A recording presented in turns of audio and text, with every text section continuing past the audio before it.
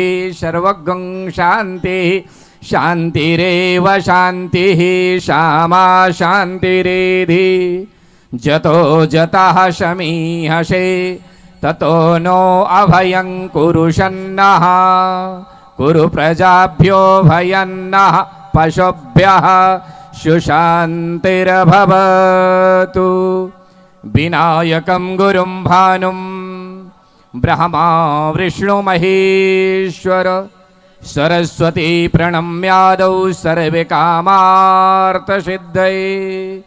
वक्रतुंड महाकाय सूर्यकोटि समप्रभा निर्विघ्नं कुरु मे देव सर्वकार्येषु सर्वदा धर्मकार्येषु सर्वदा।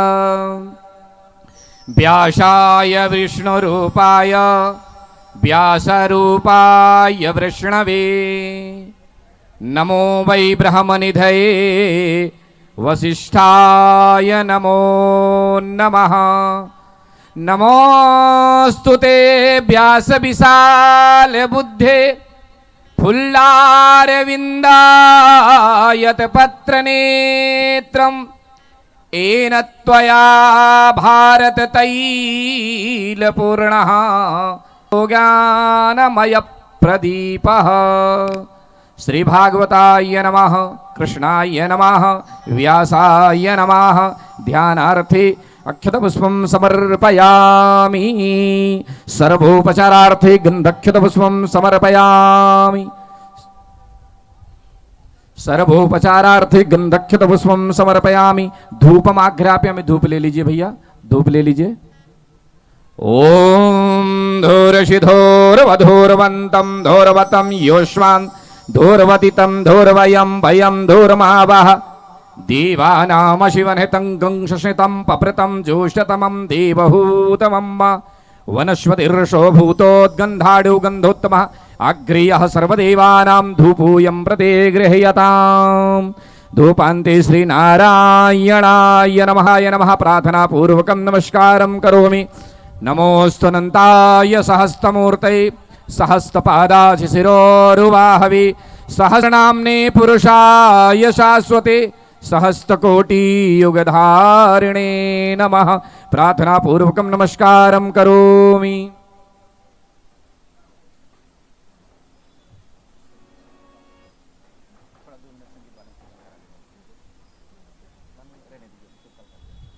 श्री नारायणाय नमः। आरारतिक्यं जलेन शीतलीकरणं ओम चंद्रमा मनुषो जातशिक्षो शूर्यो अजायत श्रोत्राद्वायुष्य प्राणस्य मुखादग्निरजायत जलेन शीतलीकरणं आरारतिक्यं।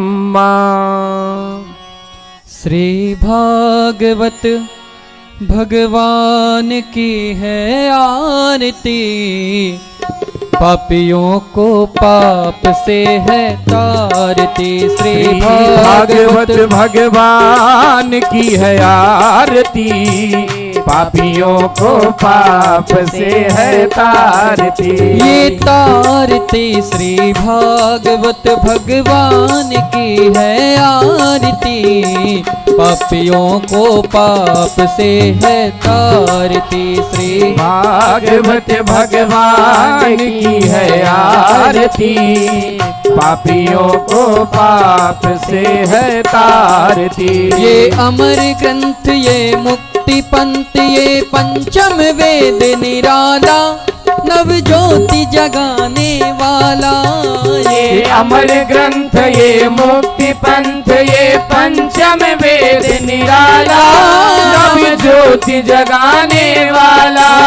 ये अमर ग्रंथ ये मुक्ति पंथ ये पंचम वेद निराला नव ज्योति जगाने वाला, हरि नाम यही हरि धाम यही, हरि नाम यही हरि धाम यही, हरि नाम यही हरि धाम यही, हरि नाम यही हरि धाम यही। जग के मंगल की आरती, पापियों को पाप से है तारती। श्री भागवत भगवान की है आरती, पापियों को पाप से है तारती। ये शांति गीत पावन पुनीत, पापों को मिटाने वाला, हरि दर्श कराने वाला।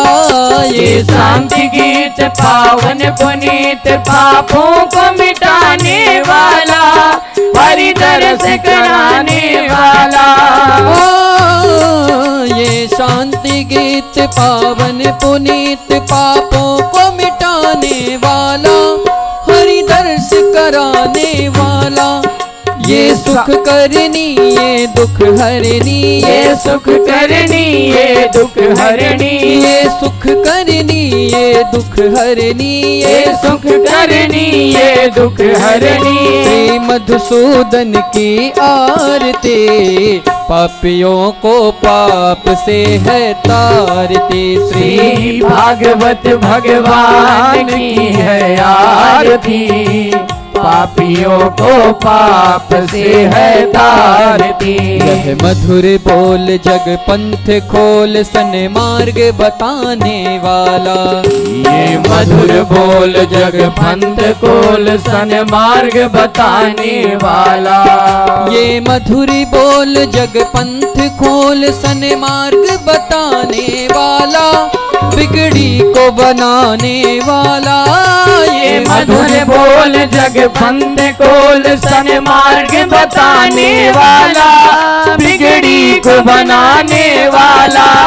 श्री राम यही घनश्याम यही, श्री राम यही राधेश्याम यही, प्रभु राम यही प्रभु श्याम यही, प्रभु राम यही घनश्याम यही। प्रभु के महिमा की आरती, पापियों को पाप से है तारती। श्री भागवत भगवान की है आरती, पापियों को पाप से है तारती। कर्पूर गौरम करुणावतारम, संसार सारम भुजगेन्द्रहारम, सदा वसन्तं हृदयारविन्दे, भवं भवानी सहितं नमामि। त्वमेव माता च पिता त्वमेव, त्वमेव बन्धो च सखा त्वमेव, त्वमेव विद्या द्रविणं त्वमेव, त्वमेव सर्वं मम देवदेव। अच्युतं केशवं राम नारायणं, कृष्ण दामोदरं वासुदेवं, हरे श्रीधरं माधवं गोपिका वल्लभं, जानकी नायकं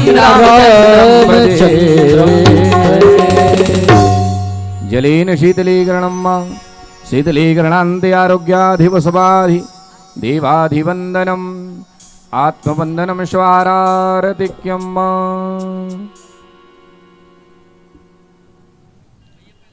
हस्तो प्रक्षालनम। आप स्वयं आरती ग्रहण करके आरती ले लीजिए भैया, वहीं रख करके गुरुदेव भगवान को दे दीजिए। और आप दोनों हाथ धो करके पुष्पांजलि अथ मंत्र पुष्पांजलिं समर्पयामि। ओम यज्ञेन यज्ञमयजन्त देवास्तानि धर्माणि प्रथमन्यासन्नः तेहनाकं महिमानः सचन्द्रजत पूर्वे साध्याः सन्ति देवाः। नानासुगन्धिपुष्पाणि यथा कालोद्भवानि च पुष्पाञ्जलिर्मया दत्यौ गृह्णाम परमेश्वर। मंत्रपुष्पांजलिं समर्पयामि। प्रेम शिवुले विघ्न विनाशक गणेश भगवान की, श्रीमद्भागवत महापुराण की, श्री कृष्ण कन्हैया लाल की, राधा रानी की, तुलसी महारानी की, व्यास जी भगवान की। जय जय श्री राधे, जय जय श्री राधे, जय जय श्री राधे।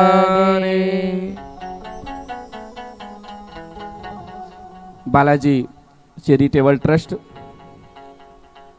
के द्वारा श्रीमद् भागवत महापुराण अम्बा माता मंदिर गुंजन के प्रांगण में आज कथा का द्वितीय दिवस पूज्य गुरुदेव भगवान विराजमान व्यासपीठ पर प्रणाम करते हुए गुरुदेव भगवान का आशीर्वाद प्राप्त करते हुए और हम सब आइए अमृतमयी रसमयी उस लीला को जो सबको तार देती है, इस भव सागर से उद्धार कर देती है, उस कथा को श्रवण करने के लिए चलते हैं। आइए हम सब लोग गुरुदेव भगवान के पास चलें और यह कथा आप YouTube के माध्यम से भी देख सकते हैं। आजकल अलग अलग प्रकार के साधन हैं। यह लाइव चल रही है कथा YouTube चैनल पर, जिस चैनल का नाम है, आप YouTube पे अगर जाते हैं, अभी आप अपना मोबाइल खोल के देखिए, अगर आप YouTube पे जाएंगे, वहाँ लिखेंगे पंडित गोपाल शास्त्री रीवा करके, तो यह कथा लाइव है। आइए हम कथा की ओर चलते हैं पूज्य गुरुदेव भगवान के पास। जय जय श्री राधे, जय जय श्री राधे, जय जय श्री राधे।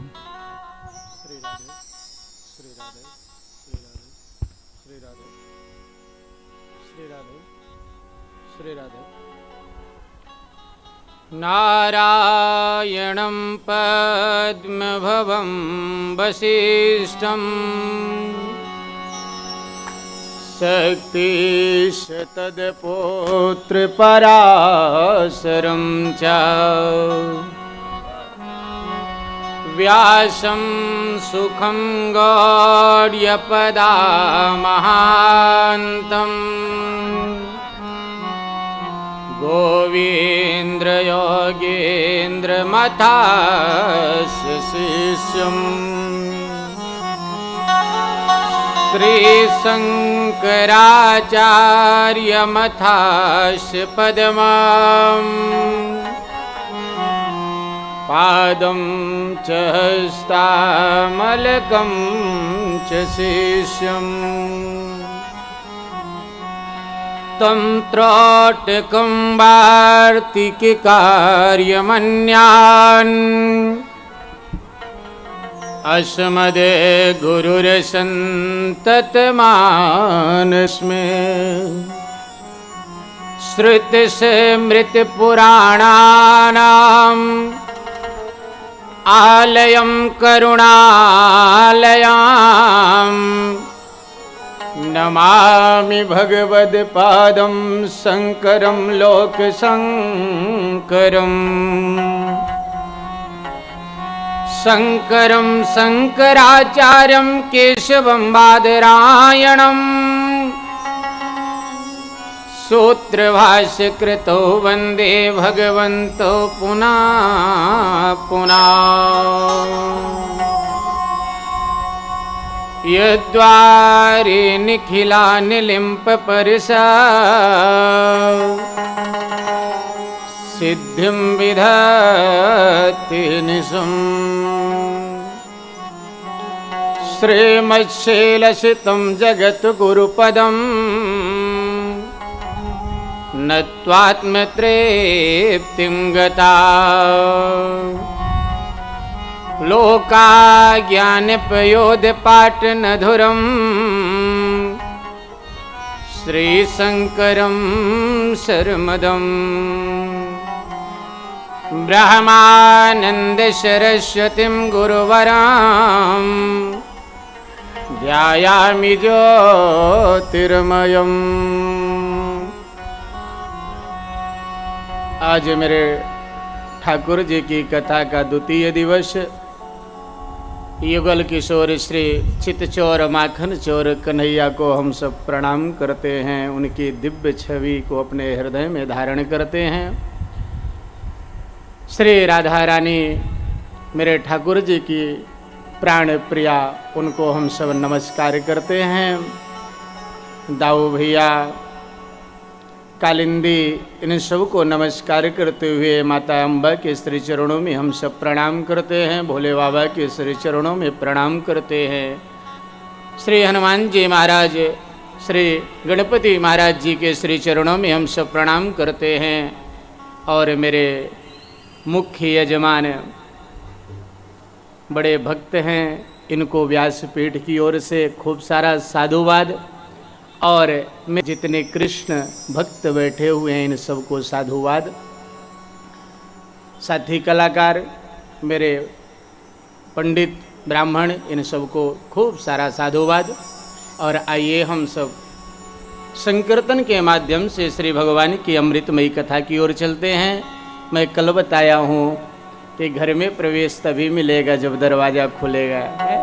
तो आइए हम सब अमृतमयी कथा की ओर चलते हैं कि श्री राधे राधे गोविंद, श्री राधे राधे। सभी लोग ताली सेवा देते हुए भगवान की कथा की ओर चलते हैं। गोविंद गोविंद श्री राधे राधे गोविंद गोपाल राधे, राधे राधे गोविंद गोविंद राधे, श्री राधे राधे गोविंद गोपाल राधे, राधे राधे गोविंद गोविंद राधे, श्री राधे राधे गोविंद गोपाल राधे, गोविंद राधे राधे गोपाल राधे,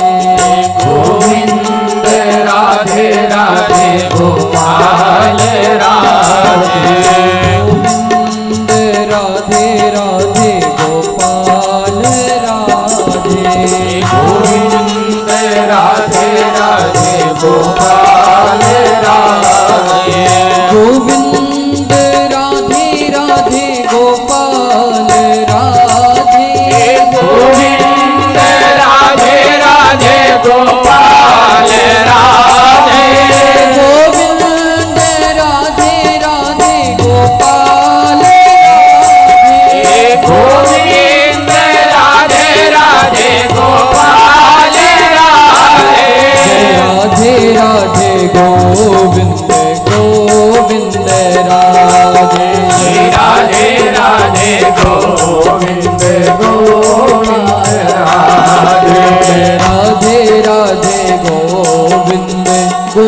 गोविंद राधे, राधे राधे गोविंद गोविंद राधे, राधे राधे गोविंद गोविंद राधे, गोविंद राधे राधे गोपाल राधे, गोविंद राधे राधे गोपाल राधे, गोविंद राधे राधे गोपाल राधे, गोविंद राधे राधे गोपाल राधे, राधे राधे गोविंद गोविंद राधे, जय राधे राधे गोविंद गोविंद राधे, राधे राधे गोविंद गोविंद राधे, जय राधे राधे गोविंद गोविंद राधे, गोविंद राधे राधे गोपाल राधे, गोविंद राधे राधे गोपाल राधे, गोविंद राधे राधे गोपाल राधे, गोविंद राधे राधे गोपाल राधे, गोविंद राधे राधे गोपाल राधे, गोविंद राधे राधे गोपाल राधे, गोविंद राधे राधे गोपाल राधे, गोविंद राधे राधे गोपाल राधे, राधे राधे गोविंद गोविंद राधे, राधे राधे गोविंद गोविंद राधे, राधे राधे गोविंद गोविंद राधे, राधे राधे गोविंद गोविंद राधे, गोविंद राधे राधे गोपाल राधे राधे गोविंद राधे राधे गोपाल राधे राधे, गोविंद राधे राधे हले राधे राधे गोविंद राधे राधे गोपाल राधे राधे, गोविंद राधे राधे गोपाल राधे राधे, गोविंद राधे राधे गोपाल राधे राधे, गोविंद राधे राधे गोपाल राधे राधे, गोविंद राधे राधे गोपाल राधे राधे,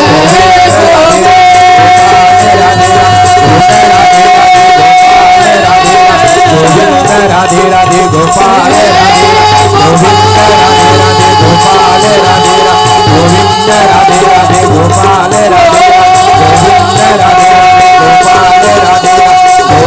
राधे राधे गोपाल राधे गोविंद राधे राधे गोपाल राधे गोविंद राधे राधे गोपाल राधे गोविंद राधे राधे गोपाल राधे गोविंद राधे राधे गोपाल राधे गोविंद राधे राधे गोपाल राधे।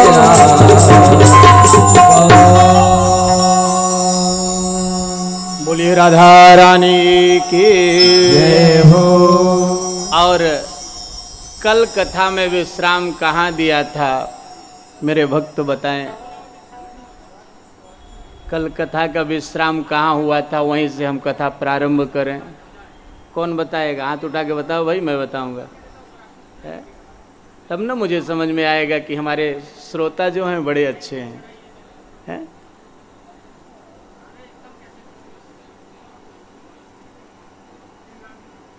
क्या बात है, जोरदार ताली इनके लिए। जय हो। ऐसे भक्त बैठे हो तो दिल खुश हो जाता है। भक्ति देवी का प्रसंग चल रहा था और भक्ति देवी अपने बच्चों को लेकर के यमुना गंगा जी के तट पर पहुंच गई है, जहां सनकादि ऋषि नारद जी महाराज जी को कथा श्रवण करा रहे हैं। भक्ति देवी ने कहा, महाराज स्थान खाली नहीं है, बताइए बैठूं कहाँ? उन्होंने कहा, वैष्णव जन के हृदय में जाकर के विराजमान हो जाइए। भक्त वैष्णव जन के हृदय में भक्ति देवी ने जाकर के विराजमान हो गए। नारद जी ने महाराज कहा, ये बताइए कि के विशुद्धन्ति वदन्तु मह्यम। और यहीं पे कल की कथा में विश्राम दे दिया था, यही श्लोक बोला था और विश्राम दे दिया था कि के विशुद्धन। महाराज ये बताइए कि भागवत की कथा श्रवण करने से किसका कल्याण होता है? सनकादि ऋषियों ने कहा, महाराज बढ़िया बटोई, जो बटलोई होती है उसमें दाल बना दी जाए और गरम दाल में 4-5 चम्मच घी डाल दिया जाए और कह दिया जाए कि यह घी किस दाल में नहीं पड़ा है, किस दाल में नहीं। अरे वो तो सब में विध गया, सब में मिल गया है, सब में घी पड़ गया है ना। अरे भगवान की कथा श्रवण करने से किसका कल्याण नहीं होगा, ये पूछना चाहिए। तो बोले, महाराज जो इस धराधाम में हैं, जो इस धराधाम में नहीं हैं और जो अधोगति को प्राप्त हुए हैं, उनका भी कल्याण इस भागवतमयी रहस्यमयी कथा को सुनने से, कृष्णमयी कथा को सुनने से कल्याण हो जाता है। ईमान वा पाप कृतस्तु सर्वदा सदा दुचाचार रता विमार्गगाओ क्रोधादिदग्धा कुटिलाश कामिना सप्ताह यज्ञेन कलो पुनन्ति ते।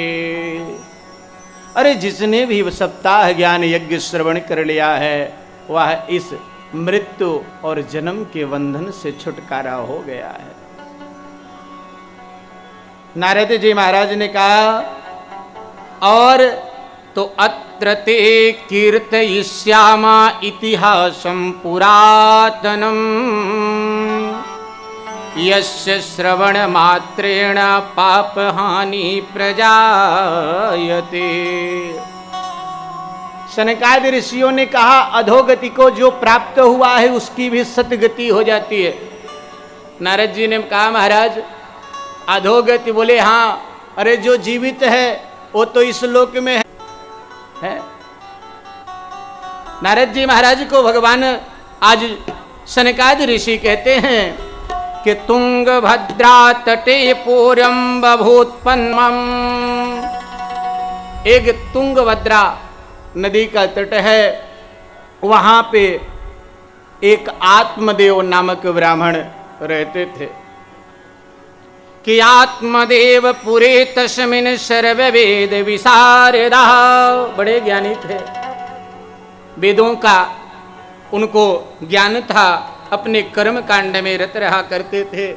इस प्रकार से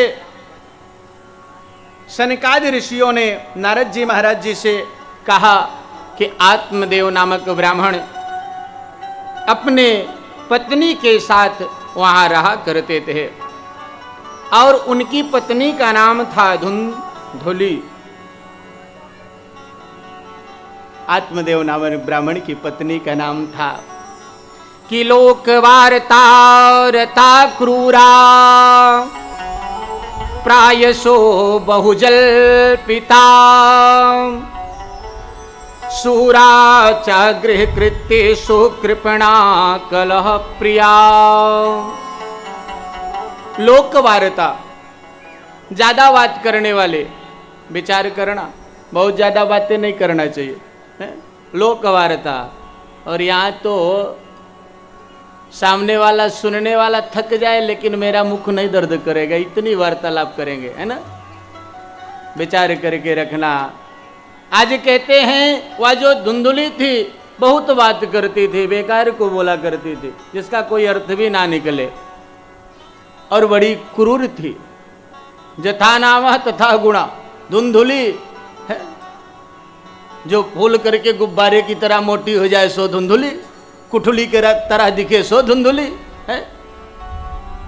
विचार करना। बहुत बात करती थी और बेकार की बातें करती थी।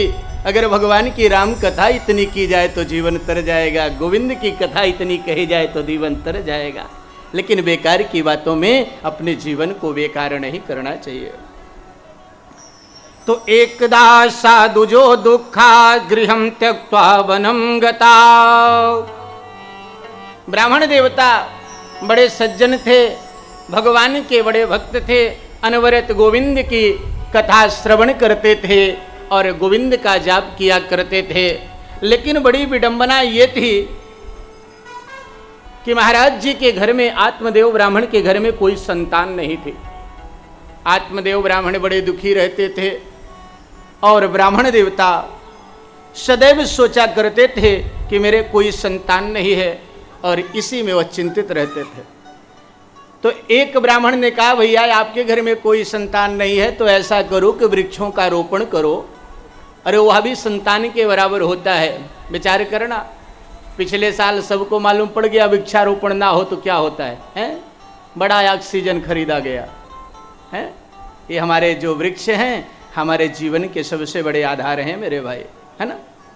तो किसी ने कहा वृक्षारोपण करो, उसमें फल लगेगा तो समझ लेना संतान के समान है। ब्राह्मण देवता बड़े सुखी हुए, बड़ा आनंद मनाए और वृक्षों का रोपण किया है। आम के पौधे को लगाया, लेकिन जितना आम का पौधा लगाया उसमें एक में भी फूल नहीं आया। फल की तो बात ही छोड़ दीजिए। एक संत ने कहा, ऐसा करो कि गऊ को लाओ, गऊ की सेवा करो। ब्राह्मण देवता ने गऊ का पालन किया है, लेकिन उस गऊ के भी कोई संतान नहीं हुई। अब तो ब्राह्मण देवता बड़े दुखी रहते थे। लोग कहते थे बड़ा पापी है, जो भी पेड़ को छू देता है वह, इसमें फल की तो बात छोड़ो फूल भी नहीं आता है। ऐसे पापी का मुख देखना बेकार है। रास्ते से अच्छा कोई आदमी चला है, उसका मुख देख ले तो लौट जाता था ये पापी है। विचार करना। आज ब्राह्मण देवता बड़े दुखी है, मन में सोचते हैं कि गोविंद। इस प्रकार से विचार करके ब्राह्मण देवता दुखी हुए और दुखी होकर के सोचा कि अब मुझे इस शरीर को दूर लेकर के चला जाना चाहिए, जहां की किसी का मैं भी मुख ना देखूं और कोई मेरा भी मुख ना देखे। एकदा साधुजवरो दुखाद गृहा। ब्राह्मण देवता बड़े दुखी हुए और अपने घर का परित्याग करके जंगल की ओर चल दिए। अब चलते चलते चलते ब्राह्मण देवता पहुंच गए एक जंगल में, और जब वहां पे ब्राह्मण देवता जंगल में पहुंचे, बड़े दोपहर थी, बड़ी प्यास लगी थी, धूप बड़ी ज़्यादा थी। उनको एक तालाब दिखाई दिया। ब्राह्मण देवता जब तालाब दिखाई दिया तो ब्राह्मण देवता वहां गए, जल का पान किए, और जल का पान करने के पश्चात एक वृक्ष पीपल के नीचे आकर के बैठ गए। और जब बैठ गए तो वहीं से एक यति, एक सन्यासी वह भी आ रहा था, वह भी बड़ा प्यासा था। सन्यासी गए हैं और तालाब में जल का पान किए हैं, और जब वापस लौटने लगे तो यति को देख करके ब्राह्मण देवता उनके चरणों को पकड़ लिए। और जब ब्राह्मण देवता उनके चरणों को पकड़ लिए तो यति ने कहा, महाराज मेरे चरणों को छोड़ो, बात क्या है? बोले, महाराज मैं बहुत दुखी हूं। बोले, हुआ क्या? बोले, महाराज आप सब कुछ जानते हो तो भी हमसे पूछना चाहते हो? अरे मेरे घर में कोई संतान नहीं है। ब्राह्मण देवता की बात को सुनकर के सन्यासी ने कहा कि कोई जरूरी थोड़े है कि संतान से सुख मिलता है? अगर संतान राजा बेन जैसी पैदा हो गई तब क्या करोगे? हैं? अगर पापी संतान पैदा हो गई, रोज 4 चौथेरा बूढ़े माता पिता को मारेगा, ऐसी संतान से अच्छा है बे औलाद रहो। हैं? माता पिता एक लोटा पानी के लिए तरस रहे हैं और बच्चा रसमलाई छान रहा है, ऐसे अच्छा है बे औलाद रहो। कोई जरूरत थोड़े है कि संतान से सुख मिलेगा। लेकिन विचार करना, मन जिस चीज में रम जाए जब तक वह प्राप्त ना हो मन शांत होता नहीं। आज ब्राह्मण देवता मन में विचार किया और कहते हैं कि सुनो सन्यासी जी, आप गृह का परित्याग कर दिए हो, इसीलिए दुनियादारी की बातें करते हो। है? जिस गृहस्थ के घर में बच्चे छोटे 5 साल 2 साल 1 साल भूखे मरते हो, उस माँ बाप से जाकर के पूछना कि उनकी क्या दशा है? इसीलिए हम गृहस्थ हैं, गृहस्थों के यहाँ अगर संतान नहीं तो गृहस्थ जीवन बेकार है।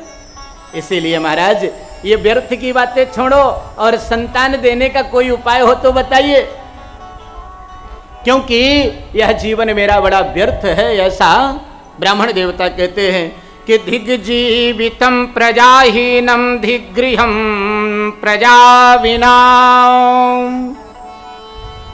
धिग धनम चानपत्यशाधिकुलम संतति बिना।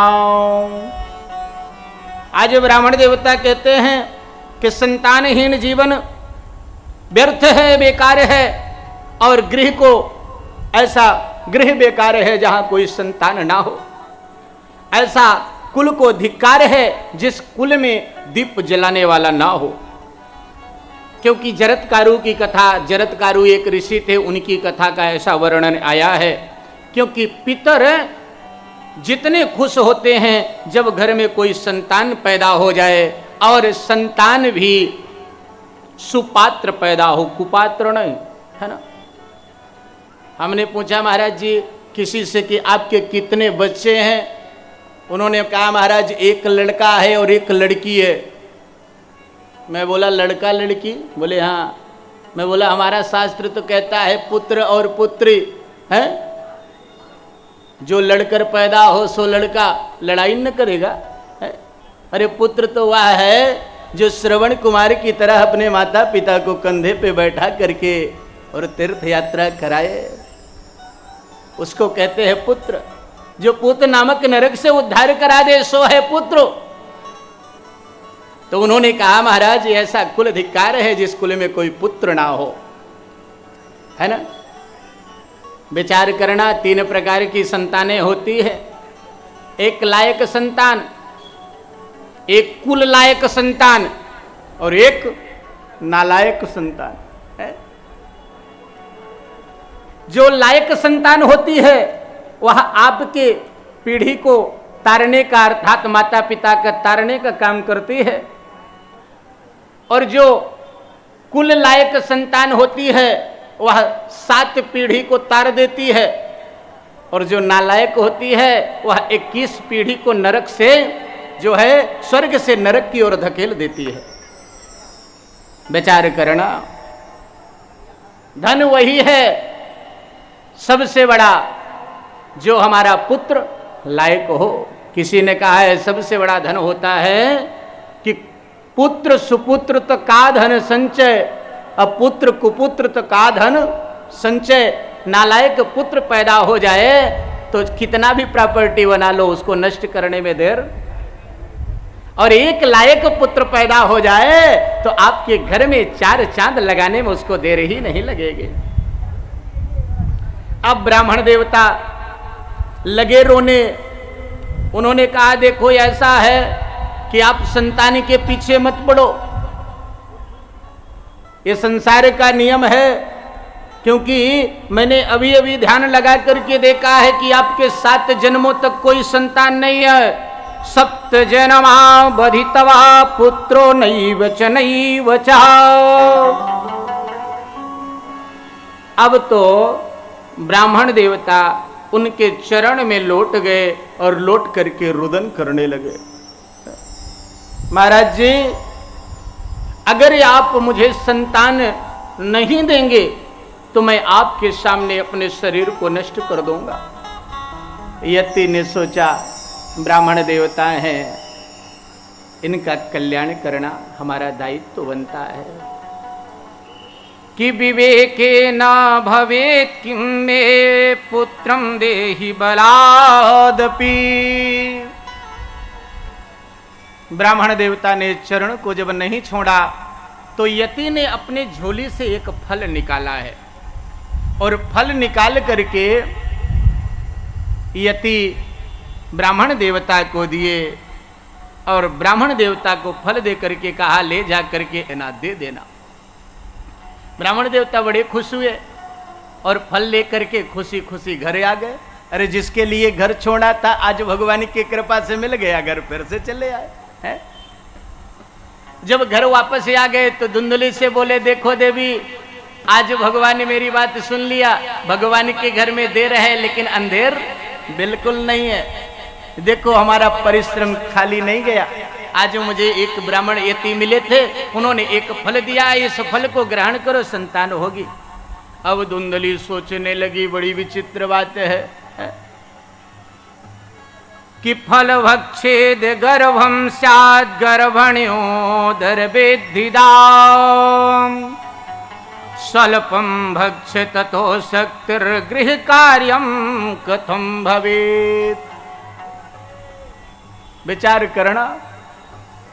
सोचने लगी हाथ में फल आया, अब इस फल को खाऊं, हो सकता है कि यति की बात सत्य निकल जाए और मेरे पेट में बच्चा रह जाए, तब क्या करूंगी। उसी समय उसकी बगल वाली पड़ोसन आ गई, और जब पड़ोसन आ गई तो वह धुंधली सारी बात अपने पड़ोसन को बताई।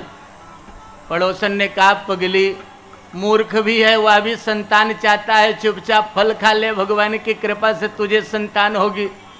उसने कहा देखो बहन, फल खाने में कोई बुराई है नहीं, लेकिन अगर मैं फल खाई और मेरे पेट में बच्चा रह गया तो दिनों दिन मैं सुना हूं कि पेट बढ़ता है, देखता हूं अगल बगल सबके खूब बड़ा पेट हो जाता है 8-9 महीने में, फिर उस औरत को चलने में बड़ी दिक्कत होती है।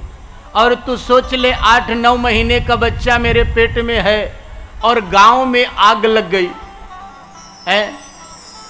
अगर गांव में आग लग गई तो सब के सब तो आग लगेगी तो भाग जाएंगे, लेकिन मेरा इतना बड़ा सा पेट होगा, मैं कैसे भागूंगी हैं। और गांव की आग हमारे घर को थोड़े छोड़ देगी, तो अंतोगत्ता उसी आग की चपेट में आ जाऊंगी, मेरी मृत्यु हो जाएगी है। और मान ले किसी कारण से मैं भागी और भागते भागते मैं रास्ते में गिर गई, और गिर गई और कहीं पेट में बच्चा गड़बड़ हो गया तो भी मेरी मृत्यु। छोड़ दे, चल मान ले आग नहीं लगी।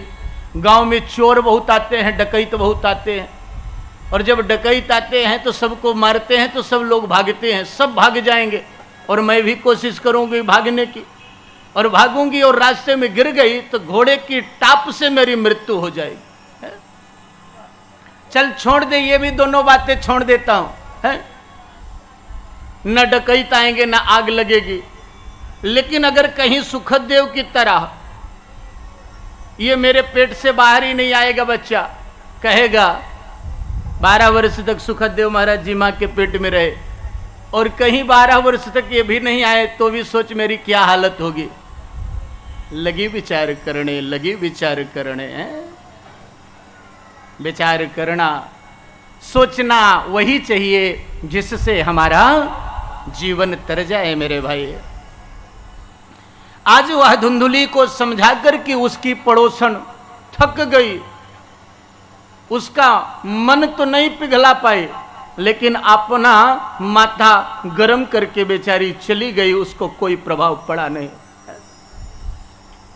संयोगवश वह फल को रख दिया, फल को खाया नहीं। और एक दिन धुंधुली की उसी बीच में बहन आ गई। उसने कहा, बहन देख, मेरे स्वामी ने कहा था कि फल तूने खा लिया। मैंने कहा खा लिया, लेकिन अभी तक फल खाया नहीं। ऐसी ऐसी बात है। लगी बहन से बताने। बहन ने कहा, देख बहन, बहन वही है जो एक बहन की है सहायता करे है। तो हम तुम्हारे सहायता के लिए आए हैं। ऐसा करो कि मेरे पेट में बच्चा है, इसी महीने का है, और मेरे बहुत से बच्चे पहले से ही हैं, मैं उनका पालन पोषण नहीं कर पा रही हूँ। तो ऐसा कर कि ये बच्चा जब पैदा होगा तो मैं तुझे दे दूंगी और अपने ससुराल में कह दूंगी कि मेरा बच्चा नष्ट हो गया। और तू ऐसा कर कि ये फल सच्चा है कि झूठा, क्योंकि ऐसे बनावटी बाबा बहुत घूम रहे हैं, बनावटी बाबा बहुत घूम रहे हैं। आज से नहीं घूम रहे हैं, त्रेता युग से घूम रहे हैं, त्रेता युग से घूम रहे हैं। कथा पढ़ना याद आएगी, मैं कितनी कथा बताऊंगा। मैं 3:30 बजे बोला था और मेरे साथी कलाकार मुझे 5 बजे समय दिए। कौन दिया अब ये मैं नहीं जानता हूँ, इसके लिए चलिए कल से छोड़ करके आगे जाता हूँ तो आपको नहीं दोष लगेगा, किसको, है ना। संगीत चाहिए, झांकी चाहिए, कथा चाहिए, सब चाहिए, और 7 दिन में पूरा भी करना है। समय आप दोगे 2 घंटे। आइए, बड़ा सुंदर वर्णन आया यहां पे। अपनी बहन को, धुंधुली को, उसकी बहन ने समझा दिया। अब बहन ने सोचा कि ठीक कह रही है, इस फल की परीक्षा हो जाएगी कि वह असली यति है सन्यासी की झूठा। और बोले, वाले हैं ना तेरे स्वामी, उसके भी कोई संतान नहीं है, वह फल चुपचाप उस गाय को खिला दे। समय देखिए बदलता गया और वह धुंधुली ने उस फल को उठा करके गाय को खिला दिया है। और उसकी बहन पेट से थी। समय व्यतीत होता गया कि प्रसूदो दारुणो दुखम। वह अपने बहन से बताई कि बहन, जो प्रसूति के समय दारुण कष्ट होता है, आपने मुझे इस कष्ट से बचा लिया है? और इस प्रकार से वह विचार करते हुए नाना प्रकार से अपनी बहन की बात मान लेती है। समय व्यतीत होता गया, व्यतीत होता गया, और आत्मदेव नामक ब्राह्मण के घर में समय आया उनके पत्नी के बच्चे होने का। धुंधुली की तो पेट में बच्चा था नहीं, पेट में बच्चा तो उसके बहन के था। वह अपने ससुराल में कह दिया 6ठे महीना कि मेरा संतान नष्ट हो गई, अब मुझे बड़ा दुख लगता है, इसीलिए मैं कुछ दिन अपने बहन के यहाँ जाना चाहती हूँ। और अपने स्वामी से, अपने परिवार में झूठ बोल करके धुंधुली की बहन धुंधुली के यहाँ चली आई और आत्मदेव के चोरी छुपे वह वहीं रहने लगी। 9वें मास धुंधुली के बहन के बच्चा हुआ। ब्राह्मण देवता घर पे नहीं थे, आए तो धुंधुली ने कहा, स्वामी बड़े भाग्य की बात है, हमारे घर में पुत्र पैदा हुआ है, बालक पैदा हुआ है।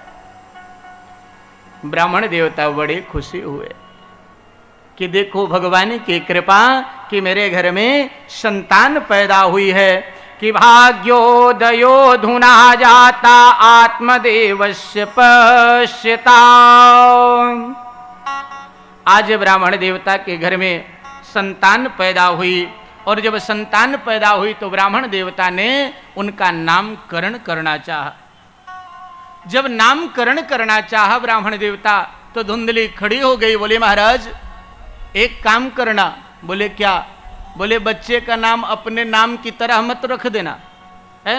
आपका नाम है आत्मदेव, तो ऐसे ही बच्चे का नाम मत रख देना। बोले क्यों देवी? बोले इस बच्चे को 9 महीना कौन पेट में रखा? बोले आप। बोले कष्ट किसने पाया? बोले आप।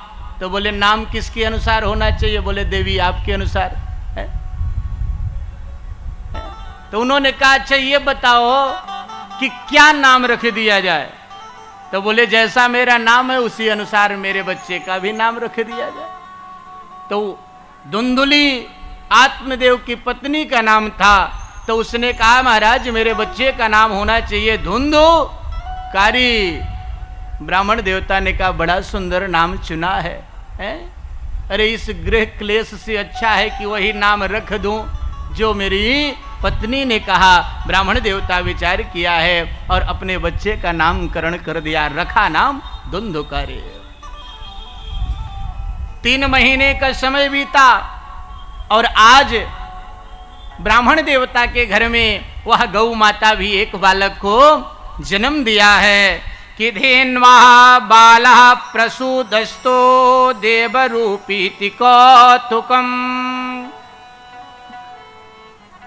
आज ब्राह्मण देवता के भाग्य की सराहना देवता भी कर रहे हैं, क्योंकि यह गौ से बच्चा पैदा हुआ था, लेकिन पूरा शरीर जो है मानव का था, सिर्फ कान उस बच्चे के बड़े बड़े गाय की तरह थे।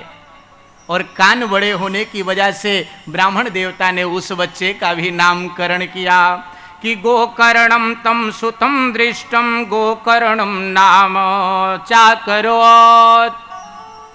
बड़े बड़े गाय के कान की तरह उसके कान होने की वजह से ब्राह्मण देवता ने उस बच्चे का नाम गोकर्ण रख दिया। बोलिए गोकर्ण भगवान की।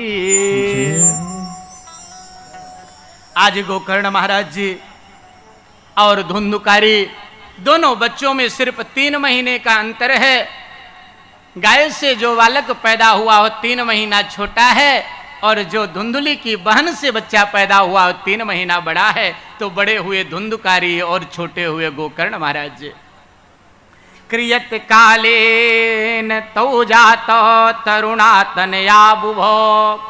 दोनों साथ के बच्चे दोनों साथ में बड़े होने लगे, दोनों साथ में बड़े होने लगे और दोनों अपने अपने स्थान पे नाम को कमाया है। विचार करना,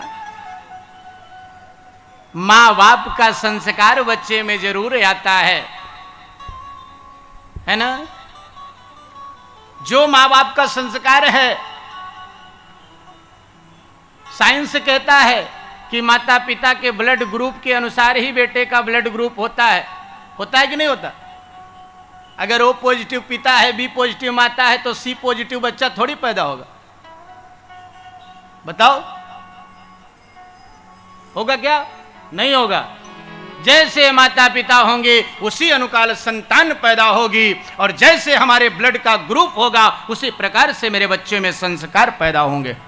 आगे चलकर के इसकी कथा भी मैं वर्णन करूंगा। मेरी माताएं 7 दिन समय विशेष देना, सब कुछ मालूम पड़ेगा। आज वह धुंधुकारी की बहन से जो बच्चा पैदा हुआ वह भी अपना नाम कमाया, और जो ब्राह्मण देवता यति के हाथ से फल मिला था उस फल की कृपा से जो बच्चा पैदा हुआ वह भी नाम कमाया कि गोकर्णो पंडितो ज्ञानी धुंधुकारी महाखला। एक ने दुष्टता में नाम कमाया है ना, धुंधुकारी महाखला महाधूर्त निकला, और एक अपने नाम के अनुसार अपने नाम को प्रख्यात किया है। एक प्रख्यात हुआ और दूसरा विचार करके रखना, ये है अपने रक्त का प्रभाव, है ना। आज ब्राह्मण देवता के घर में 2-2 संतानें हुई, दोनों बड़ी नाम कमाने में लग गई, लेकिन आत्मदेव ब्राह्मण जो है धुंधुकारी की इतनी शिकायत कि सुन करके परेशान रहा करते थे। बड़े चिंता में रहते थे, क्या करूं, यही सब सोचा करते थे कि क्वा तिष्ठामि क्वा गच्छामि को मे दुखम व्यपोहयेत। ब्राह्मण देवता सोचते थे कहाँ जाऊं, कहाँ बैठूं, क्या करूं, क्योंकि हर जगह जहां भी जाते थे अपने बच्चे की शिकायत सुनते थे, आपका बच्चा इतना दुष्ट है, आपका बच्चा ये किया, आपका बच्चा ये किया, आपका बच्चा ये किया। विचार करना, माता पिता अगर नालायक संतान हो जाए तो बड़े दुखी रहते हैं, ये संसार का नियम है मेरे भाई। आज ब्राह्मण देवता इतने ज्ञानी होने के बावजूद भी सोचते हैं कि अब मैं क्या करूं, और इसी चिंता में बैठे हुए थे कि प्राणस्तज्य जाति दुखे नाहा कष्टम मम संस्थितम। अरे इससे अच्छा होता कि मेरी मृत्यु हो जाती, मैं अपने शरीर को परित्याग कर देता, इससे ज्यादा मुझे उसमें भी कष्ट नहीं होता जो ये इसकी दुष्टता से मुझे कष्ट हो रहा है। ब्राह्मण देवता विचार कर रहे थे, उसी समय उनका छोटा बेटा आ गया, और छोटा बेटा आया, बोले पिताजी इस समय बड़े चिंतित दिखाई देते हो, बात क्या है ना? विचार करना, माँ बाप बूढ़े हो चुके हैं और बेटा कहता है पिताजी मैं बहुत परेशान हूं, तो आपके कष्ट को क्या पिता टाल देंगे? बताओ। अरे आपको पढ़ाया लिखाया बड़ा कर दिया, आप काबिल बन चुके हो, तो अब आपका दायित्व बनता है कि अपने माता पिता को बिल्कुल भी विचलित ना करो। और मैं दूसरे की बात क्या करूं, मैं अपनी ही बात लेकर के चलता हूं। मैं जब भी अपने माता पिता को फोन लगाया करता हूं तो यही कहता हूं पिताजी बड़े आनंद में हूं, तनिक भी तकलीफ है नहीं। तो मेरे पिताजी का 100% कष्ट अपने आप दूर हो जाता है। मेरे बच्चे सुखी हैं, इससे बड़ा जीवन में कोई सुख है नहीं। माँ बाप सदैव सुखी रहते हैं कि मेरे बालक सुखी हैं। आज गोकर्ण ने कहा पिताजी अरे उस बेटे को धिक्कार है जिसके बेटे के जवान होते हुए भी पिता दुखी रहे हैं। क्या कारण है मुझे बताइए तो सही। गोकर्ण की बात को सुन करके आत्मदेव ने कहा बेटा मैं किसी से दुखी नहीं हूं, सिर्फ दुख इस बात का है कि आज मुझे उस सन्यासी की बात याद आ रही है। उसने कहा था कि क्या पुत्र से सुख मिल सकता है, यह निश्चित थोड़े है। आज मुझे वह बात याद आ रही है। बोले पिताजी आप कहाँ इसमें भटक रहे हैं? हर व्यक्ति को अपने कर्म का फल मिलता है। मैं कल भी यही कथा बताया था कि एक पिता के विपुल कुमारा पृथक पृथक गुणशील अचारा, है ना। एक पिता की 4 संतानें पैदा होती है, लेकिन चारों का भाग्य अलग होता है। को धनवंत, को धनहीना, को बड़ा अमीर हो जाता है और को उसी में से बड़ा गरीब हो जाता है। यही संसार का नियम है और यही सत्यता है मेरे भाई। गोकर्ण महाराज जी ने कहा पिताजी ऐसा करो कि इस संसार में ये सोचो कि ये अपना है, ये पराया है, ये दूसरा है, ये तीसरा है, तो कोई किसी का है नहीं। यहां तो सिर्फ गोविंद का ही शरण में जाना, वही आपका सहारा है, वहीं कोई है नहीं। नाचेन्द्रस्य सुखम किंचे ना सुखम चक्रवर्तिना। बताइए आप सोचते हो कि जो राजा है उसको सुख है, तो सुख राजा को भी नहीं है। आप सोचते हो एक फकीर को सुख है, तो सुख उस फकीर को भी बिल्कुल नहीं है। कि सुखम मस्ति विरक्त मुनिरे कांत जीवना। और आप ये सोचते हो कि कोई सन्यासी हो गया तो उसको सुख है, तो उसको भी सुख है नहीं। सुख तो उसी को है जो मेरे ठाकुर जी की शरण में चला गया है। मेरे ठाकुर जी जिसके ऊपर कृपा करते हैं, सुख सिर्फ उसी को है, बाकी किसी को नहीं।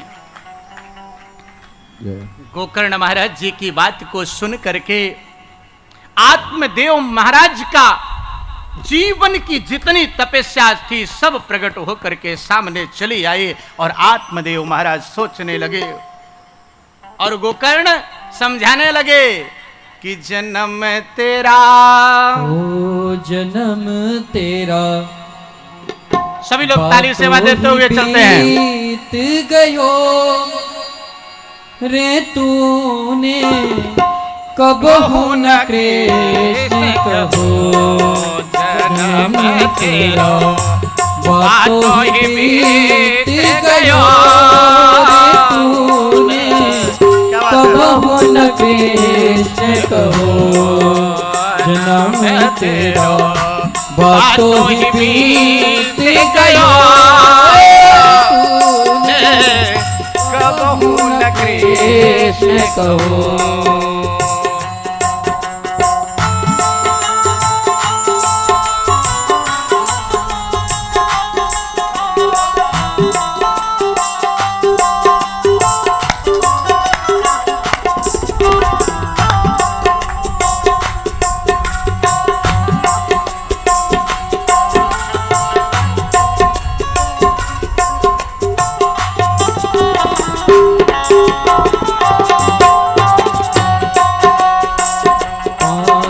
बरस का भोला भाला, 5 बरस का भोला भाला, अब तो 20 भयो,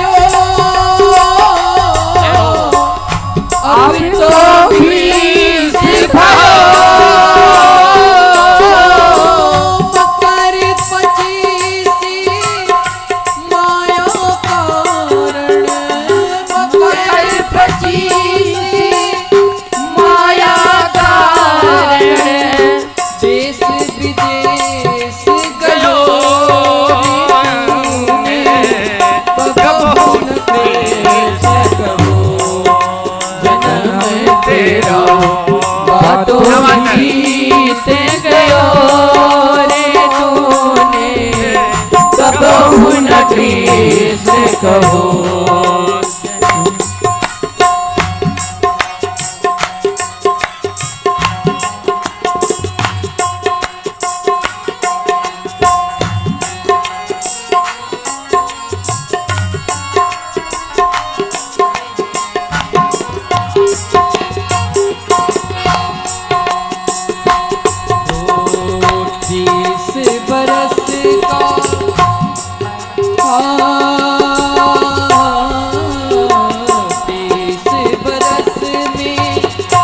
अब मत उपजी 30 बरस में, अब मत उपजी, लोभ बढ़े हैं नयो,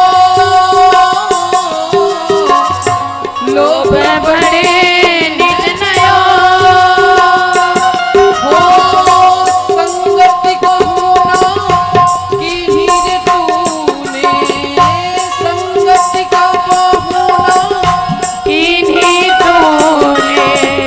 वृथा जन्म गयो रे तूने कबहु न कृष्ण कहो, जन्म तेरा बातों ही बीत गयो रे तूने कबहु न कृष्ण कहो, जन्म तेरा बातों ही बीत गयो ने कबहुन कृष्ण कहो।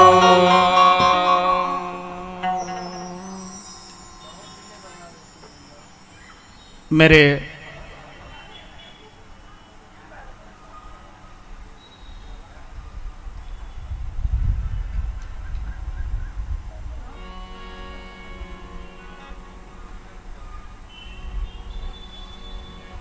आइए, कुछ शायद बताया था कि एक दिन और मैंने यही कहा था कि आचार्य जी को ऐसा करना कि सबसे पहले पूजा साउंड की कराना, है ना, यज्ञाचार्य जी को। थोड़ा सा कुछ हुआ, समय ऐसा है कि निकलता जाता है, निकलता जाता है, व्यक्ति बच्चा रहता है, जवान होता है, बूढ़ा होता है और धरा से जाना ही जाना है। मेरे भाई, जीवन में एक ही सच्चाई है जीवन की सिर्फ एक सच्चाई कि बिनु सत्संग, हो बिनु सत्संग विवेक न होई। जय हो। राम कृपा बिन सुलभ न सोई।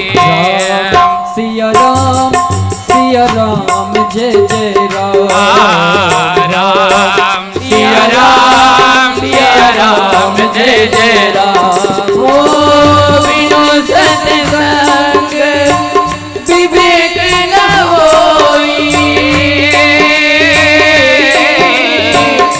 राम कृपा बिनु सुलभ न सोई। सिया राम जय जय राम। सिया राम। बिनु सत्संग विवेक न होई। बिना सत्संग के विवेक हो नहीं सकता। बिनु सत्संग, ये सत्संग की महिमा है।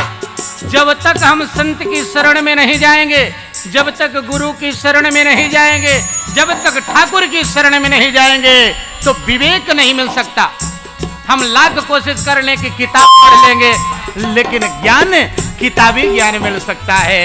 जो गुरु की शरण में जाता है, गुरु उसको ढालना सिखाता है। लेकिन गुरु कब मिलेंगे?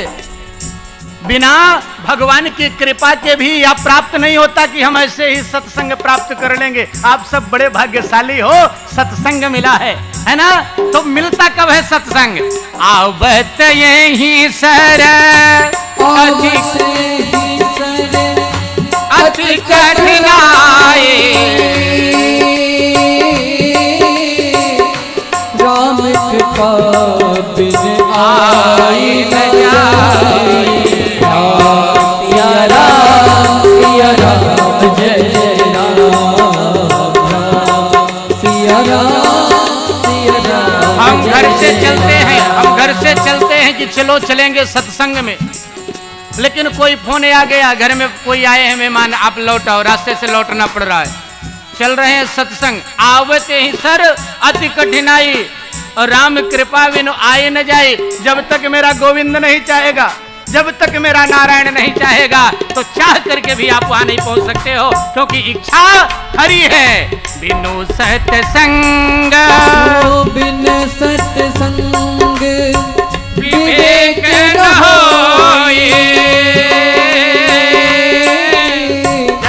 राम कृपा बिन सुलभ न सोई।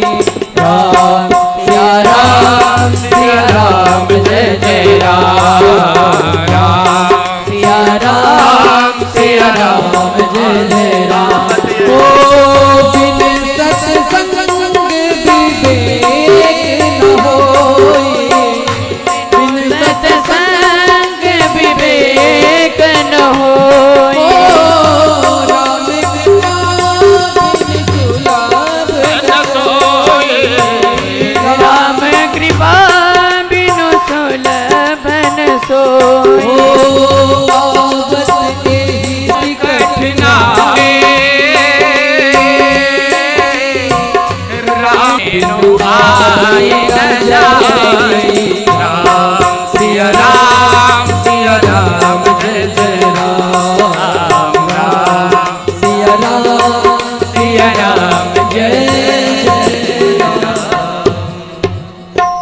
लगे गोकर्ण समझाने पिता को, महाराज कहाँ पड़ गए हो? अरे अवस्था इतनी हो गई है, आपने 20 वर्ष बिताया, 25, 30, 35, 40, 45, 50, 55, 60, अब तो मोह त्यागो। लेकिन मेरी माताएं 60 के बाद तो और ज्यादा टेंशन होने लगता है ना? आज मैंने कथा में आया, लेकिन टेंशन ये है कि अलमारी की चाबी अलमारी में ही रह गई है। कितनी सास लोग ऐसा सोचती होंगे, अरे छोड़ो अलमारी की चाबी है, अरे वो जिसके लिए आप अलमारी में ताला लगाए हो ना उसी का है। अरे आज छोड़ो चाहे कल छोड़ो, छोड़ना ही है तो आज ही छोड़ दो ना, बनाए बिगाड़े। अरे बनाता बिगाड़ता मनुष्य नहीं है, बनाने बिगाड़ने का कार्य तो मेरे नारायण करता है, गोविंद करता है। जब हम चल दिए प्रभु की शरण में और एक कदम बढ़ाए ना, तो मेरा गोविंद आपको पकड़ने के लिए 4 कदम बढ़ा लेता है मेरे भाई। हम प्रभु की शरण में एक कदम बढ़ाएं और मेरा गोविंद अपने आप आपकी ओर 4 कदम बढ़ाएगा। इस प्रकार से गोकाराज जी जब तो आत्मदेव ब्राह्मण की आंखें खुली और उन्होंने अपनी को बच्चे के पास छोड़ करके और मन में गोविंद का नाम लिया। एवं सुतोक्ति सतोपि ग्रहं विहाया या तो वरम स्थिरमर्तिगत खष्टिवर्षा। आज ब्राह्मण देवता अपने पत्नी को अपने बच्चे के पास छोड़ करके और आज उनकी अवस्था मात्र 60 वर्ष की है और वन की ओर चल दिए हैं। और इधर आत्मदेव ब्राह्मण वन की ओर चलते हैं और 2-4 दिन बीता था। कोई धुंधुकारी अपनी माता को रोज मारता था, रोज। बता, पिताजी ने जो धन कमाया था वो गाड़ के कहाँ रख दिया है? कहाँ रखा है? 1 दिन 2 दिन 3 दिन बेचारी जो छुपा के रखी थी 2-4 पैसा, डर के मारे निकाली। और जब जितना छुपा के रखे हो उतना ही ना निकालोगे। अरे जितना पुण्य किए हो उतना ही वहां मिलेगा। अब सोचो कि बिना पुण्य किए मिल जाए, अगर किसी को पानी पिलाए हो तब रास्ते में पानी मिलेगा, और जब किसी को पिलाया ही नहीं हो तो क्या मिलेगा? कर्ण की कथा सब लोग जानते हो ना, महादानी था कर्ण, है ना। लेकिन उन्होंने सोना चांदी हीरे जवाहरातों का दान किया था, अन्न का दान, ऐसा शास्त्र में वर्णन आया है। सबसे बड़ा दान है अन्नदान। भूखे को भोजन कराओ, प्यासे को पानी पिलाओ, इससे बड़ा दान जीवन में कोई है नहीं मेरे भाई, सबसे बड़ा दान है। उसने जितना पैसा रखा था सब दे दिया, तो भी बच्चा दूसरे दिन पहुंचा 2 चौथेरा मारा मां को। कहां रखा है धन? बेचारी त्रस्त हो गई और इतना दुखी हुई कि कूपे पातः कृतो रात्रौ तेन सा निधनम गता।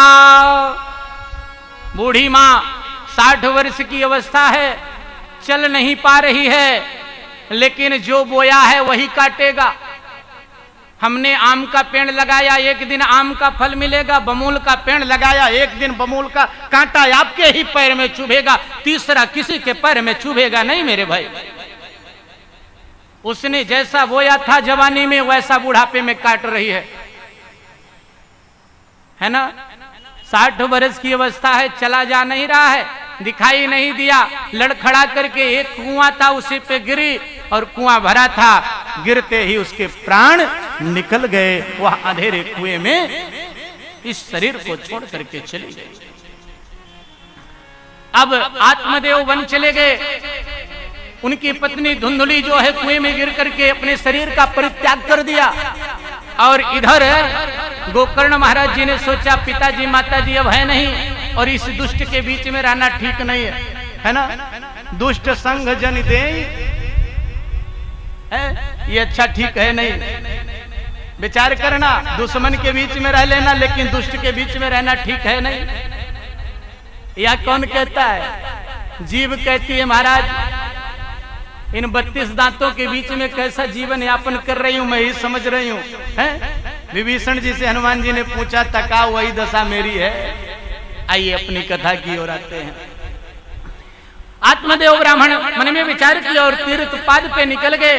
तीर्थयाटन के लिए आत्मदेव चल दिए हैं, वो गोकर्ण महाराज जी चल दिए हैं और आत्मदेव पहले ही वन चले गए। इधर धुंधुकारी ने क्या किया, 5 वेश्याओं को गया है, उनसे विवाह, उनको पत्नी बना करके रख लिया है, अपने घर में रहने लगा। 1 दिन 2 दिन 3 दिन समय व्यतीत होने लगा, 4 महीना 6 महीना, साल 2 साल 4 साल। एक दिन धुंधुकारी ने क्या किया, एक महाराज के महल में घुसे हैं और वहां से हीरा जवाहरा सोना आदि का चोरी करके हैं। पत्नियां जो थी, वेश्याएं जो थी, बड़ी खुश होती हैं, बड़ा खुश हुई, आपने बड़ा बढ़िया धन लाया है। लेकिन पांचों ने विचार किया ये राजमहल का धन है, विचार कर लेना, अगर राजा को मालूम पड़ गया तो खड़े ही फांसी दिलवा देंगे, है? तो बोले मालूम पड़ेगा तो इसको तो मारेंगे ही, मुझे भी ले जाएंगे।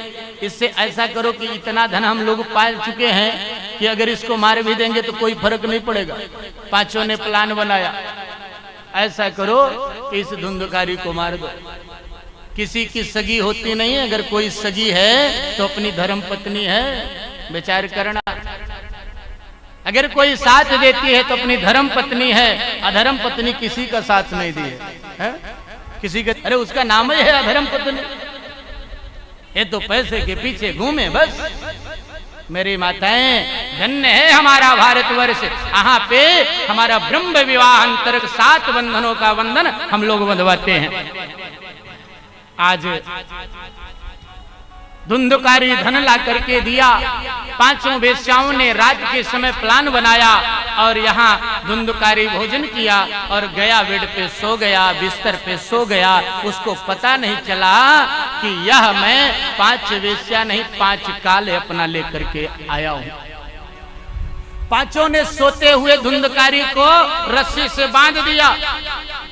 पांचों को रस्सी से जब बांध दिया और बांध करके उसके गले में रस्सी फंसाया और जोर से खींचना प्रारंभ किया तो धुंधकारी इतना शरीर से जबर था कि उसके प्राण ही नहीं निकल रहे थे। अब वेश्याएं ने सोचा कि भैया इसके प्राण जल्दी जा नहीं रहे, क्या करूं? तो एक ने कहा एक काम कर, जब रस्सी हम लोग खींचते हैं तो इसका मुख फट जाता है, और जब मुख फट जाता है तो जो आज हम लोगों ने भोजन बनाया बढ़िया लाल लाल कोयला है, उस कोयले के ला गरम गरम कोयला इसके मुख में डाल देते हैं। इधर रस्सी खींचेंगे, उधर कोयला, जल्दी मृत्यु हो जाएगी।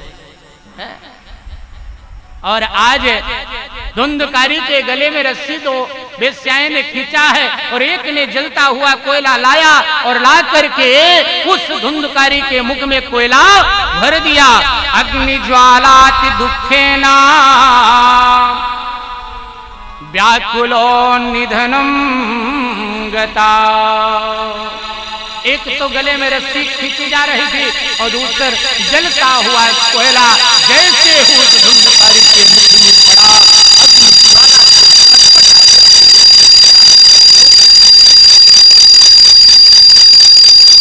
अब वेश्याओं ने सोचा कि इसकी लाश को क्या करें, तो एक ने कहा एक काम कर, बाहर ले जाएंगे तो कोई देख लेगा, यहीं घर के अंदर ही गाड़ देते हैं।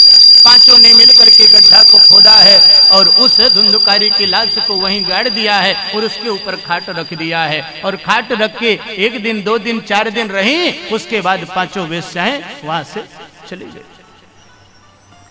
अब समय व्यतीत होता गया। गोकर्ण महाराज जी को पता चला कि मेरे भाई अब इस धरा में नहीं रहे, तो उन्होंने गया में जाकर के उनका पिंडदान किया, गया श्राद्ध किया। और श्राद्ध करते घूमते फिरते एक दिन वे अपने निवास स्थान पे आ गए। और जैसे निवास स्थान पे आए, रात की बेला थी, उसी खाट पे अपना बिस्तर डाला है और उसी खाट पे सो गए। और जैसे सोते हैं 12 बजे की बेला आई, और जैसे 12 बजे की बेला आई तो वहां धुंधकारी प्रेत का रूप धारण करके लगा मड़राने चारों तरफ उन्हीं के। कस्तम मुग्र तरो रात्रो कुतो यातो दशामिमाम। अब वह कभी भैंसे का रूप धारण करे, कभी बैल का रूप धारण करे, कभी बड़ेवर का रूप धारण करे और लगा गोकर्ण महाराज जी के इर्द गिर्द घूमने। गोकर्ण महाराज जी ने कहा भैया आप कौन हो? दूसरा होता तो डर जाता, लेकिन गोकर्ण कोई साधारण है नहीं। किंबा प्रेतः पिशाचो वा राक्षसोऽसीति संसनः। आप प्रेत हो, पिशाच हो, कौन हो बताओ? वह धुंधकारी बोलना चाहता है, प्रेत बोलना चाहता है, लेकिन मुख से आवाज नहीं आ रही है, क्योंकि इसकी मृत्यु जब हुई थी तो इसके मुख में कोयला भर दिया गया था। तो कोयला जब मुख में भर दिया जाता है तो आवाज चली जाती है। चाहे जीवित व्यक्ति की हो या अजीवित व्यक्ति की हो, जिसका जिस प्रकार से मृत्यु होता है उसी प्रकार से उसको संयोग प्राप्त होता है। इनको कोयला की वजह से जब मुख में डाला गया, ये प्रेत होने के बावजूद भी बोल नहीं पा रहे।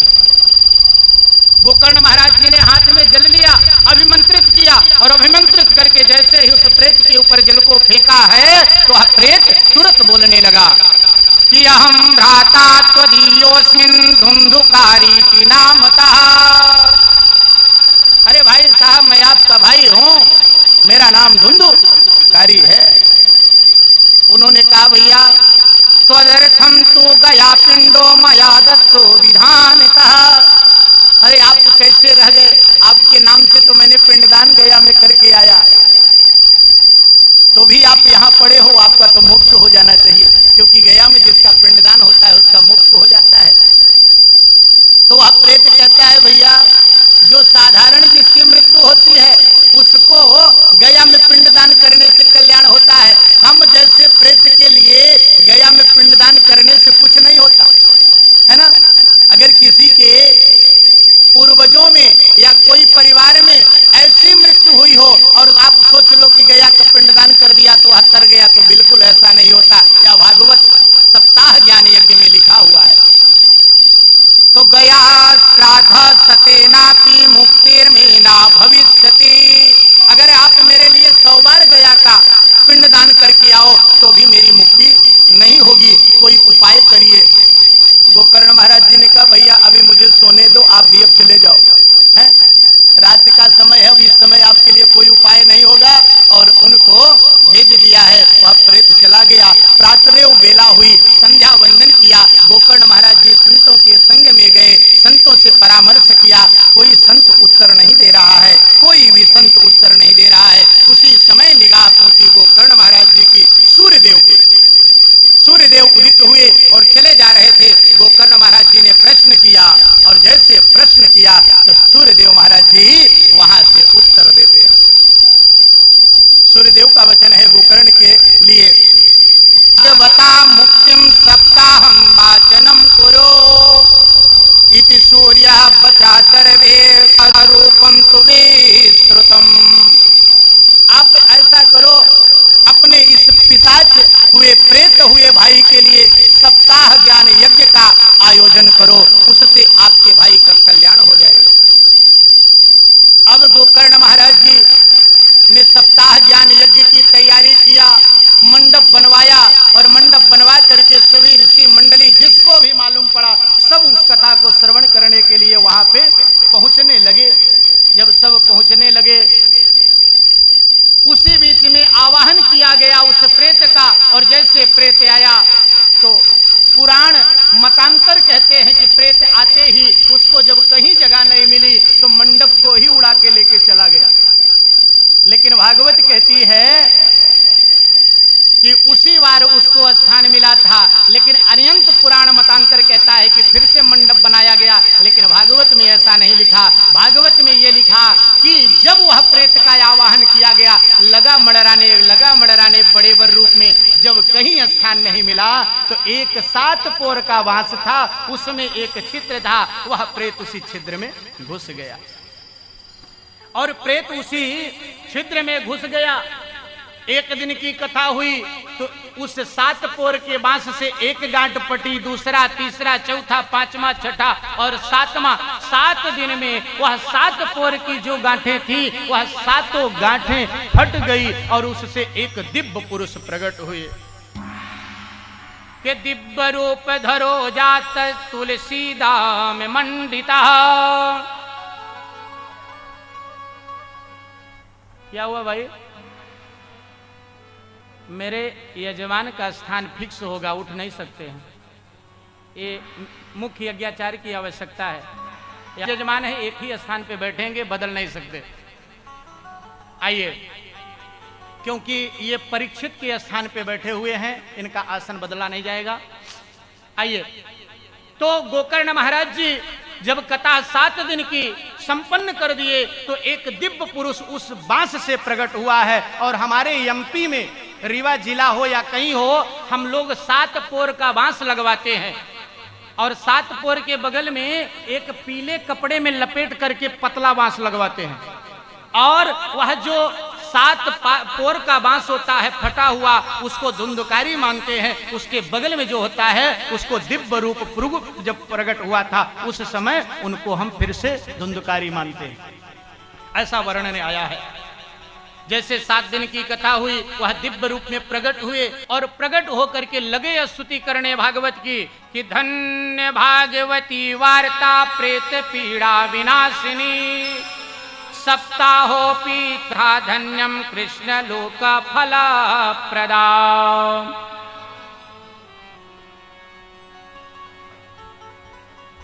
आज भागवत की स्तुति करने लगा वह धुंधकारी, जब दिव्य रूप प्रकट हो गया, उसके गले में तुलसी है, सुंदर त्रिपुंड लगा हुआ है और भगवान की तुलसी जो है गले में सुशोभित है। इस प्रकार से उसका दिव्य रूप और भागवत की स्तुति करने लगा। और जैसे स्तुति करने लगा उसी समय आकाश मंडल से एक दिव्य विमान आया। और जब दिव्य विमान आया तो उसमें जब वह धुंधकारी बैठने लगा तो उन्होंने गोकर्ण महाराज जी ने रोक दिया, भैया रुक जाओ, कहाँ लेके जा रहे हो? बोले यह भागवत भगवान की कथा को श्रवण किया है, इसीलिए इसको हम भगवान के धाम वैकुंठ लेके जा रहे हैं। गोकर्ण महाराज जी ने कहा, इतने लोग बैठे हुए हैं, सब लोगों ने सुना है? अरे यह प्रेत ही भर अकेले थोड़े सुना, जितने लोग बैठे हैं सब कथा को सुन रहे हैं, तो सबके लिए विमान लाना चाहिए, आप एक ही विमान क्यों लेके आए? इतने लोगों ने कथा को सुना है। तो जो भी आए थे उन्होंने क्या कहा गोकर्ण से, आइए हम सब सुनते हैं कि श्रवण विभेदेना फल भेदोत्र संस्थिता श्रवणम तो कृतम सर्वै ना तथा मननम कृतम। मेरी माताएं विचार करना, मेरे भाई विचार करना, भगवान के दासों ने कहा कथा तो सब लोगों ने सुना, लेकिन धुंधकारी जैसी कथा कोई नहीं सुना। यह दिन भर कथा को सुनता था और रात को उसी कथा का मनन करता था, है ना? मेरे मुख्य जजमान विचार करके सुनेंगे, मुख्य श्रोता का स्थान दूसरा होता है।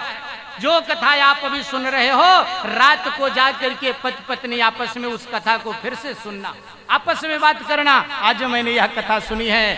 श्रवणम मननम, सुनना और मनन करना दोनों ही भक्ति के रूप हैं। तो यह जो प्रेत है कथा को सुनता था, रात भर उसका मनन करता था। दूसरी बात, ये नियम पे है, ये दिन भर भोजन नहीं करते, और बाकी जितने श्रोता हैं सब भोजन आदि करके आए हुए हैं, है ना?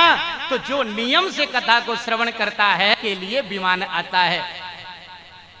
गोकर्ण महाराज जी ने कहा, महाराज कथा तो सब लोगों ने बड़े भाव से सुना है, लेकिन अगर ये विभेद हो गया तो चिंता मत करो। गोकर्ण महाराज जी ने कहा कि भैया आप इनको लेकर के जाइए, और इस प्रकार से गोकर्ण महाराज जी अपने भाई धुंधकारी को हरि के जो दूत आए थे उनके साथ जाने दिए, लेकिन उनके मन में चैन नहीं था। फल भेदो सतो जातो भजनादपि मानदा श्रावणे मासी गोकर्ण कथा मुचे तथा पुनः। अब आज गो शांति नहीं है, 8 महीने में कथा सुनाया था अपने भाई प्रेत को, और श्रावण महीने में फिर से सप्ताह ज्ञान यज्ञ बैठाया गोकर्ण महाराज जी। और जैसे सप्ताह ज्ञान यज्ञ बैठाया, और जितने सब कथा श्रोता थे, जितने भगवान के भक्त थे, सबको कहा कथा सुनना और घर जाके मनन करना। और जैसे ही कथा 7 दिन की पूरी हुई और जितने सब थे मनन किए, और पूर्णाहुति होते ही आकाश मंडल से इतने विमान उतरे, इतने विमान उतरे, इतने विमान उतरे कि जितने श्रोता उतने विमान आकाश मंडल से उतरे और सब श्रोताओं को लेकर के वैकुंठ चले गए। आज श्रावण का महीना दूसरी बार गोकर्ण महाराज जी ने कथा सुनाया। यहाँ पे नारद जी ने कहा, महाराज ये तो कथा हो गई, लेकिन ये बताओ कि आखिर कथा को कब सुनना चाहिए, कैसे सुनना चाहिए? तो बोले सकाम और निष्काम भाव, है ना? एक होता है कोई संकल्प हो उसके लिए कथा की जाती है, एक ऐसी होती है बिना काम के कथा की जाती है जो यहाँ पे चल रही है, कोई स्वार्थ नहीं है। इसीलिए इसको मुहूर्त की जरूरत नहीं। लेकिन अगर सकाम कथा हो तो मुहूर्त सुधवा लो विद्वान ब्राह्मण को बुला कर। और उसके पश्चात जो ब्राह्मण को आप भी बुलाओ वो सच्चा वैष्णव होना चाहिए। जो कथा करने वाला है सच्चा वैष्णव हो। बंधनवार बनवाओ, मंडप तैयार करो, श्रोताओं को बैठने की व्यवस्था करो और इस प्रकार से कथा को सुनने का सुंदर वहां पे मंडप तैयार करो। यह सप्ताह ज्ञान की विधि का वर्णन हो रहा है कि विरक्तो वैष्णवो विप्रो वेद शास्त्र विशुद्ध कृता। और ऐसे वक्ता का चयन करो जिसकी वाणी आपके सरल भाव में आप तक पहुंच जाए, है ना। ऐसे ब्राह्मण को व्यासपीठ पे बैठाओ जिसकी वाणी आप सबके समझ में आती चली जाए सरल रूप में। विरक्तो ही नहीं हूं, आप वही गाओ जो मेरे भक्तों को अच्छा लगे, है? विचार करना मेरे भाई। सुंदर नचाए, सुंदर कुदाए, झुमाए वही वक्ता है, बिल्कुल नहीं। व्यासपीठ कभी किसी को मांगने वाली चीज नहीं है, देने वाली चीज है। हमेशा व्यासपीठ दिया करती है, लिया